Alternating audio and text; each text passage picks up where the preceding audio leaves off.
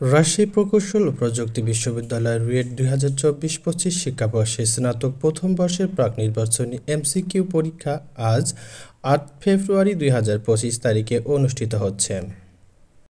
পরীক্ষাটি ৩টি শিফটে বিভক্ত করে নেওয়া হচ্ছে। প্রথম শিফট সকাল ৯টা থেকে ১০টা, দ্বিতীয় শিফট দুপুর ১২টা থেকে ১টা এবং তৃতীয় শিফট বিকেল ৩টা থেকে ৪টা পর্যন্ত। তবে প্রথম শিফটের পরীক্ষার্থীদের এবং তাদের অভিভাবকদের বিভিন্ন সমস্যার সম্মুখীন হতে হয়েছে।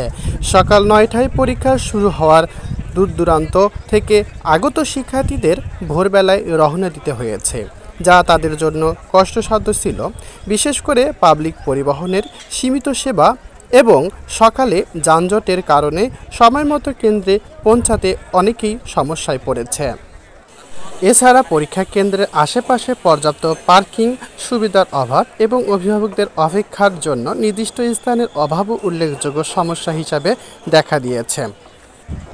অনেক অভিভাবককে রাস্তায় বা আশেপাশের ক্যাফে ও দোকানে অপেক্ষা করতে হয়েছে, যা তাদের জন্য অস্বস্তিকর ছিল।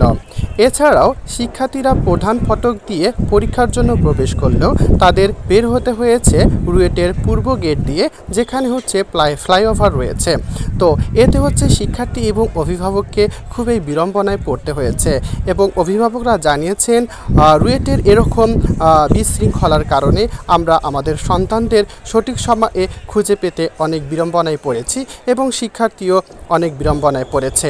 তারা এই দুর্ভোগ কাটাতে বলেছেন এবং প্রশাসনকে অভিযোগ করেছেন এরকম বিশৃঙ্খলার কারণে।